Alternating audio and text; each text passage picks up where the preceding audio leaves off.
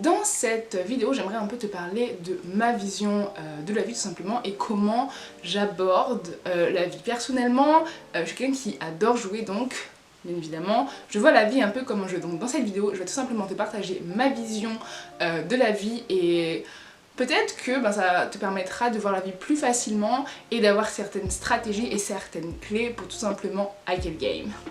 La première chose à faire, c'est de choisir ton jeu. Bien évidemment, quand tu veux jouer à quelque chose, tu choisis si tu vas jouer au Monopoly, aux échecs, Animal Crossing, à la Wii, enfin bref, tu choisis ton jeu. Et donc c'est pour ça qu'il est super important que tu aies une idée claire de ta vision. Ta vision, c'est un peu ton objectif ultime de vie, c'est un peu toutes les expériences, toutes les émotions, toutes les choses que tu veux accomplir pendant ta vie, et c'est un peu ton petit monde à toi, donc c'est un peu le jeu auquel tu veux jouer. Donc il faut vraiment que tu aies une idée assez claire de ta vision. La deuxième étape, c'est de connaître les règles du jeu. Bien évidemment, par rapport au jeu que tu auras choisi ou à la vision que tu auras choisie, les règles seront plus ou moins différentes, mais il y a quand même des règles de base qu'il faut simplement apprendre les choses dont tu as besoin, par exemple des connaissances, des compétences, avoir certaines... oui voilà, tout simplement des compétences et des connaissances par rapport à la vision ou au jeu que tu as choisi. Ensuite, ce que tu devras faire par rapport à ces règles du jeu, c'est, donc on a dit, apprendre. Ensuite, tu dois appliquer. Troisième chose, tu dois analyser. La quatrième chose, tu dois rectifier. Disons, on prend l'exemple des échecs, ok? On connaît tous à peu près les règles de base des échecs. Et après que tu sais que le but en gros du jeu, c'est de faire échec et mat, tu sais que le fou, il avance en diagonale, que la reine a fait ci ou cela, enfin bref, que le chevalier il avance en L, etc. Maintenant que tu sais ça, tu vas appliquer, donc tu vas tout simplement jouer et en fonction de ton jeu, des résultats que tu vas voir si tu as réussi ou pas, tu as réussi à faire échec et mat en 2 coups, 3 coups, 10 coups, 11 coups, et par rapport à ça, tu vas analyser, ensuite tu vas rectifier tout simplement ta stratégie pour pouvoir faire échec et mat le plus vite possible. Et là c'est exactement la même chose. Ensuite, moi, c'est la troisième étape en fait quand tu joues à un jeu, c'est de connaître tes adversaires ou les obstacles que tu vas avoir lorsque tu vas jouer à ce jeu ou lorsque tu vas tout simplement aller vers le chemin de ta vision. Donc bien évidemment, comme dans tous les jeux, on aura différents obstacles. Si tu joues à Pokémon, tu n'auras pas les mêmes obstacles que si tu joues aux échecs ou que si tu joues à un jeu de course, c'est totalement normal. Mais quand même, il y a des obstacles qui sont généraux, qui sont tout simplement le manque de concentration, le manque de discipline, le manque de volonté, une faible estime de soi, et la procrastination. C'est vraiment les choses qui vont faire en sorte que ta vision et ton jeu va être un peu plus difficile, donc c'est important de connaître les obstacles des adversaires pour tout simplement mieux les combattre. Ensuite, l'autre chose qu'il faut que tu connaisses, c'est tes forces. Tu sais, quand tu joues à un jeu, ton personnage, il a une espèce de jauge et il a des forces, disons il aura un QI de 200, il aura une force phénoménale, il va être agile, je sais pas.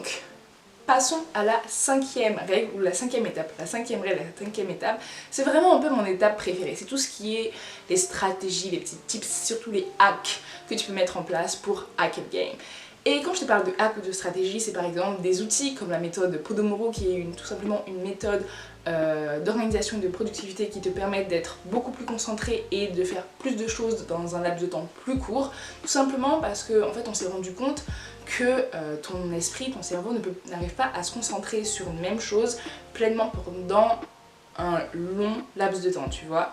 Et donc ce que tu vas faire, c'est que tu vas te concentrer sur une seule tâche pendant en général 25 minutes et ensuite tu vas faire une pause de 5 minutes et tu vas répéter ce cycle 4 fois. Il y a cette méthode, mais il y a aussi la méthode des règles des 5 secondes. Qu'est-ce que c'est? C'est tout simplement en fait, lorsque tu as une indécision ou que tu es indécis, bon en vrai c'est la même chose.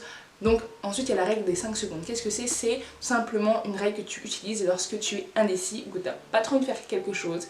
Et disons, je suis dans mon lit, il est 5 h du matin, j'ai pas trop envie de me réveiller, et je vais me lever dans ce laps de temps, ces 5 secondes.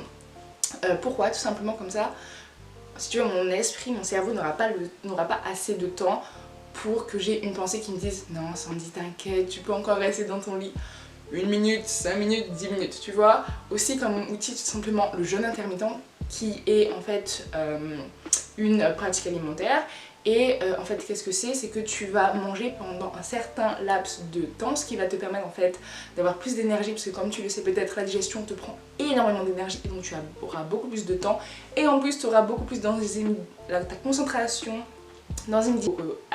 Donc lorsque tu vas faire ton gros repas ou tes 2 gros repas, ben, tout simplement tu seras plus à même de les digérer et tu vas beaucoup mieux digérer. Donc voilà, c'est vraiment la partie que je préfère, tout ce qui est les astuces, les hacks.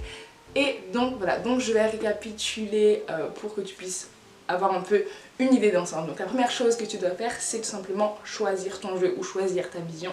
La deuxième chose que tu dois faire, c'est tout simplement connaître les règles du jeu, connaître un peu le mode d'emploi. La troisième chose que tu dois faire, c'est absolument connaître tes obstacles, tes adversaires. La quatrième chose que tu dois faire ou que tu dois connaître, c'est tes forces, tes compétences, toutes les petites choses en fait, toutes tes qualités, tes compétences, toutes tes forces. Et la cinquième chose, c'est tous les hacks, les stratégies que tu vas mettre en place pour pouvoir hacker le game le plus vite possible et de la meilleure façon possible. Et la sixième étape, que j'ai oublié de dire en fait, c'est tout simplement de jouer et de te lancer. Donc voilà, on arrive déjà à la fin de cette vidéo, j'espère qu'elle t'aura plu et que tout simplement tu auras une idée un peu plus claire de comment moi personnellement je vois la vie. J'espère aussi que ça va tout simplement t'aider à prendre un peu plus la vie du bon côté et à relativiser, parce que sincèrement la vie c'est qu'un jeu, alors relax. Et surtout n'oublie pas, la vie est un jeu, si tu veux gagner il faut bien participer, alors passe à l'action.